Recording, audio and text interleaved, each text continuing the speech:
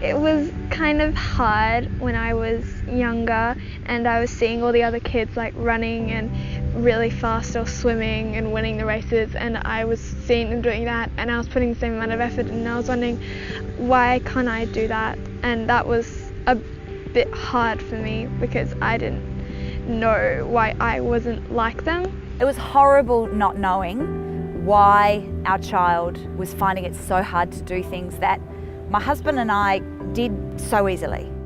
Neither of us are Olympic athletes or state athletes, but we were always it was easy to do anything. You'd pick up a tennis racket, you'd play volleyball, you'd do cricket, whatever you did, it was easy, you know, you just played. And it was so hard as a parent to look at her and go, I don't get it. We've all heard of the saying, he or she is not the sporty type.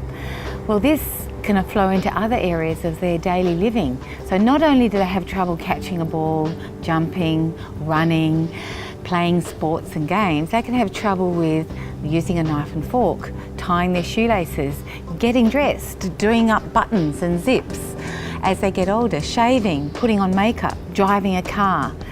Well, for these people, it's not that they're not trying hard, it's not that they're just being lazy, they actually have a great deal of difficulty with movement. This condition is called developmental coordination disorder, and we all need to be more aware of this condition and how these people are dealing with it and what we can do to support and help them with dealing with these difficulties. When I first found out that I had this dyspraxia, it was actually something of embarrassment for me. I didn't want people to know, and I was a bit ashamed of that.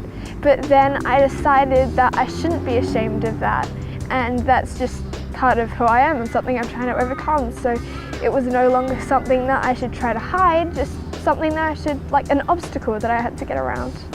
So having had then the knowledge that there was actually something, that there was a reason why that she was finding these things hard, was like an epiphany. It was such a relief. It was such an amazing relief, because all of a sudden we could help her.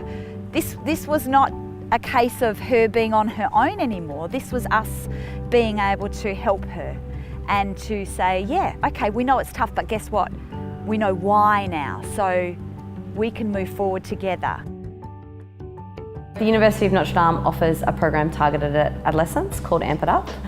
It's for kids who are 13 to 18 with movement difficulties. So this is an opportunity for parents and their teenagers to be involved in exercise and fitness and activity. These kids walk in and we know them, we know their families. They feel valued when they walk in, they feel safe. And I think it's about making them feel like they're confident to try and achieve new things here. We get the most beautiful letters and emails about, and you don't really think about it too much at the time, because obviously you're in the moment and running the program, but you get this feedback from parents just saying, like, you've changed our lives, like in terms of their willingness to engage and try new things, and you've given my child confidence, and I can't thank you enough. So there's no magic solution, there's no magic pill to resolving this condition. So we've created a framework that we've called the 5 C's, and that gives you an idea about ways to help and support people with developmental coordination disorder.